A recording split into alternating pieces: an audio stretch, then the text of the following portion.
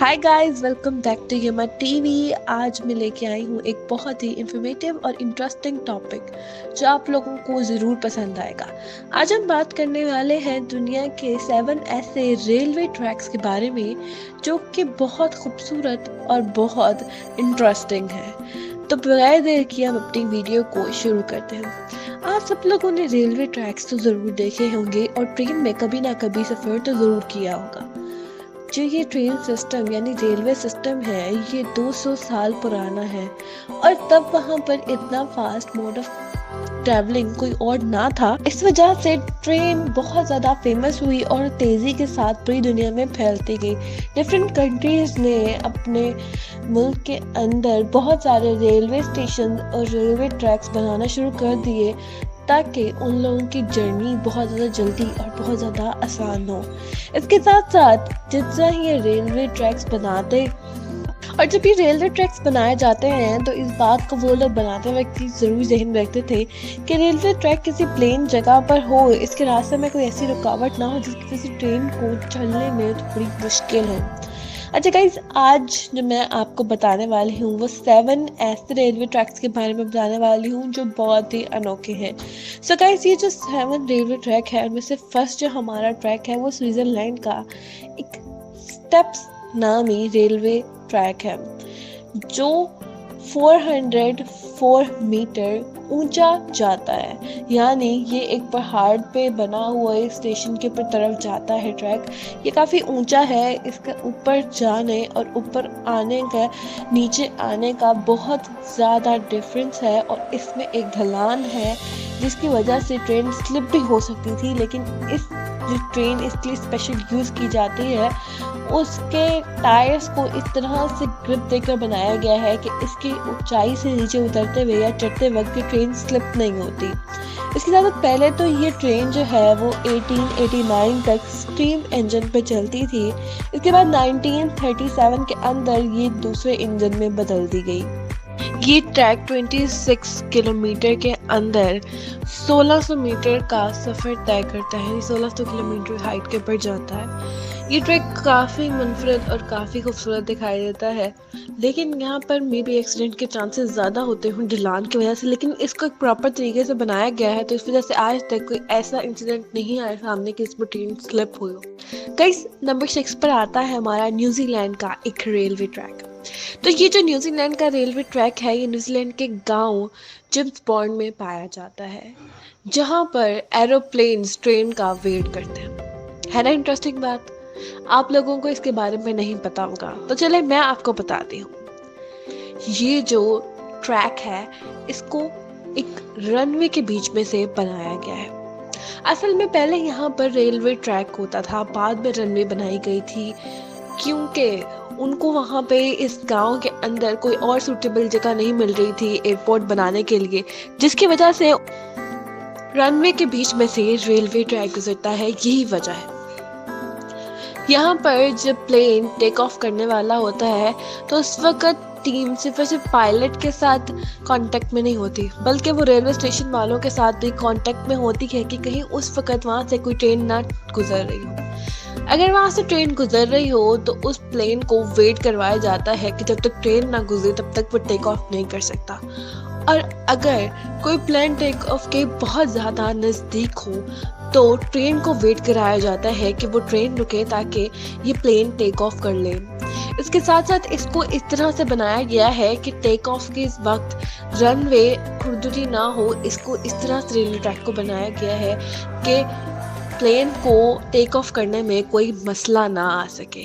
है ना ये एयरपोर्ट काफ़ी इंटरेस्टिंग। तो गाइस, नंबर 5 के ऊपर जो हमारा रेलवे ट्रैक आता है ये भी न्यूजीलैंड में है।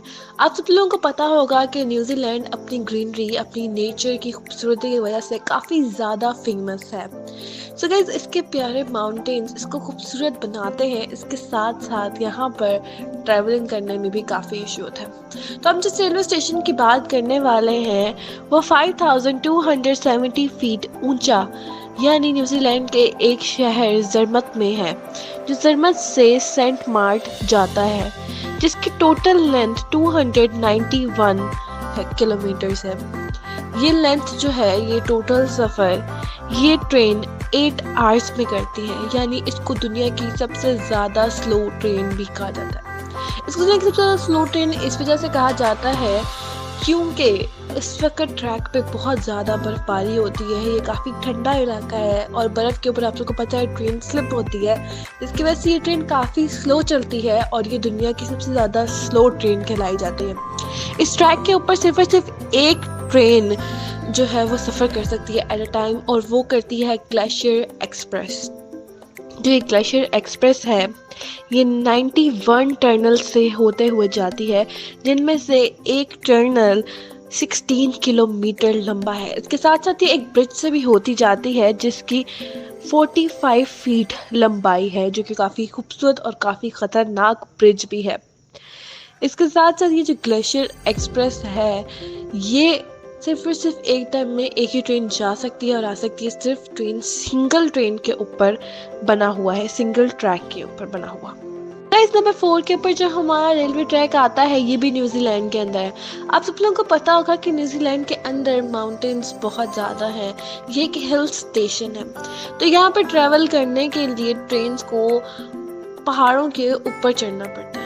और यहाँ पर एक ऐसा भी रेलवे ट्रैक है जो बिल्कुल प्लेन होता हुआ 20 मीटर की लेंथ के ऊपर जाता है, हाइट के ऊपर जाता है। तो गाइस एकदम से कोई भी इंजन इतनी बड़ी हाइट के ऊपर नहीं जा सकता, ऐसा ट्रेन का कोई भी इंजन इतना पावरफुल नहीं है। तो इस मसले का सलूशन ढूंढने के लिए उन्होंने एक वाया डक बनाया जिसको हम स्पाइरल डक भी कहा जाता है, जिसको स्पाइरल डक भी कहा जाता है। ये 1903 के अंदर बनाया गया था, जिसके अंदर ट्रेन जो है वो 20 किलोमीटर की लेंथ काफ़ी थोड़े वक्त में कवर कर लेती है। ये स्पाइरल शेप में बनाया हुआ एक ब्रिज है जो कि प्लेन से होता हुआ स्पाइरल शेप से होता हुआ और फिर ऊपर चढ़ता है, जिसकी वजह से इन इंजन्स को डायरेक्ट ऊपर नहीं चढ़ना पड़ता और उनकी बहुत ज़्यादा टाइम और एनर्जी सेव हो जाती है। सो गाइस नंबर 3 के ऊपर आता है हमारा जापान का एक रेलवे ट्रैक। आप सब लोगों को इस बात का पता है कि रेलवे ट्रैक या तो प्लेन एरियाज पे बनाए जाते हैं या फिर वो हिल्स और माउंटेन्स पे बनाए जाते हैं, लेकिन क्या आपको पता है कि जापान में ऐसा रेलवे स्टेशन है जिसके अंदर ट्रेन जो है वो रेलवे ट्रैक के ऊपर नहीं बल्कि रेलवे ट्रैक के नीचे चलती है? नहीं ना, तो चलिए मैं आपको बताती हूँ। जापान में एक ऐसा रेलवे ट्रैक 1970 के अंदर बनाया गया जो 2 हिस्सों को आपस में मिलाता था, यानी शोनाल मॉडल को मिलाने वाला ये ट्रैक ऐसा ट्रैक है जिसके अंदर ट्रेन ट्रैक के ऊपर नहीं बल्कि ट्रैक के नीचे चलती है। ये ट्रेन जो है उसका ट्रैक टोटल 45 फीट बड़ा है, जो ये ट्रेन इसका ट्रैक जो है वो 6.5 मीटर चौड़ा है। अच्छा, ये जो ट्रैक है इसके अंदर 7 स्टॉप आते हैं। इस 7 स्टॉप के बावजूद ये ट्रेन जो है वो स्टार्टिंग पॉइंट से एंडिंग पॉइंट में 14 मिनट्स के अंदर पहुंच जाती है, जो कि 415 किलोमीटर का सफ़र करती है। ये ट्रेन काफ़ी फास्ट है और काफ़ी अनोखी भी है। तो नंबर 2 के ऊपर हमारा एक ऐसा रेलवे ट्रैक आता है जो 415 किलोमीटर लंबा है। ये ट्रैक जो है वो थाईलैंड के शहर बैंपन से बर्मा जाता है।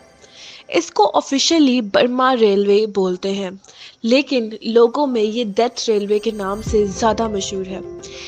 इस रेलवे स्टेशन को यानी इस रेलवे ट्रैक को डेथ स्टेशन इस वजह से बोला जाता है क्योंकि इसके बिहाइंड एक स्टोरी है। इस ट्रैक को वर्ल्ड वॉर 2 के दौरान आर्मी को गन्स और खाना सप्लाई करने के लिए बनाया गया था, और ये रेलवे ट्रैक बनाने के लिए सारे के सारे प्रिजनर्स यूज़ किए गए थे। इस रेलवे ट्रैक को बहुत जल्दी बनाने के लिए इन सारे के सारे वॉर के प्रिजनर्स पर बहुत ज़्यादा जुल्म किया जाता था, जिसकी वजह से टोटल प्रिजनर्स में से तकरीबन 50% लोग मारे गए थे और उन लोगों को इस रेलवे ट्रैक के साथ ही दफन कर दिया जाता था। इस मौत की इतनी बड़ी रेशियो होने की वजह से इस ट्रैक को जो है वो डेथ रेलवे कहा जाता है। और गाइस नंबर 1 की अब बात करते हैं। नंबर 1 के अंदर यूएस के शहर ओहायो का एक ये रेलवे स्टेशन बहुत ज़्यादा डेंजरस माना जाता है, जिसको दुनिया का सबसे ज़्यादा डेंजरस रेलवे स्टेशन माना जाता है। ये रेलवे स्टेशन नेपोलियंस और डिफेंडर्स के बीच बनाया गया है। ये दोनों हिस्सों को ज्वाइन करता है। ये जो रेलवे स्टेशन है ये इतना ख़तरनाक क्यों है, मैं आपको बताती हूँ। गाइस आप सब लोगों को पता है कि ट्रेन्स को चलने के लिए बिल्कुल सीधा ट्रैक चाहिए होता है, और वही ये ट्रैक बिल्कुल ऑपोजिट है। ये ट्रैक बहुत टेढ़ा मेढ़ा है, ये कहीं से ऊपर और कहीं से बहुत ज़्यादा नीचे है, जिसकी वजह से ट्रेन्स को चलने में बहुत ज़्यादा मुश्किल होती है। इस ट्रेन के ट्रैक को ठीक क्यों नहीं किया गया, ये मैं आपको बताती हूँ। इस ट्रेन के ट्रैक्स को ठीक करने की बहुत कोशिश की गई है, लेकिन मसला ये है कि जहाँ से ये ट्रैक गुजरता है वहाँ पर जंगल है, और जंगल के इस हिस्से की ज़मीन मिट्टी बहुत ज़्यादा नरम है। बहुत सारी कोशिशें करने के बावजूद इसके कोई भी हल आज तक नहीं मिल सका। ज़मीन नरम होने की वजह से कहीं पर ट्रैक जो है वो दब जाता है और कहीं से ट्रैक उठा हुआ है। इसकी वजह से ना सिर्फ ये ट्रैक टेढ़ा मेढ़ा है बल्कि काफ़ी ऊपर नीचे भी है। यहाँ से गुजरते वक्त तमाम ट्रेन्स काफ़ी स्लो हो जाती हैं ताकि कोई ख़तरा और कोई एक्सीडेंट ना हो सके। मुझे उम्मीद है कि ये वीडियो आपको पसंद आई होगी। अगर ये वीडियो आपको पसंद आई हो तो लाइक, शेयर और सब्सक्राइब ज़रूर कीजिएगा। मिलते हैं हम बहुत जल्द एक नई वीडियो के साथ।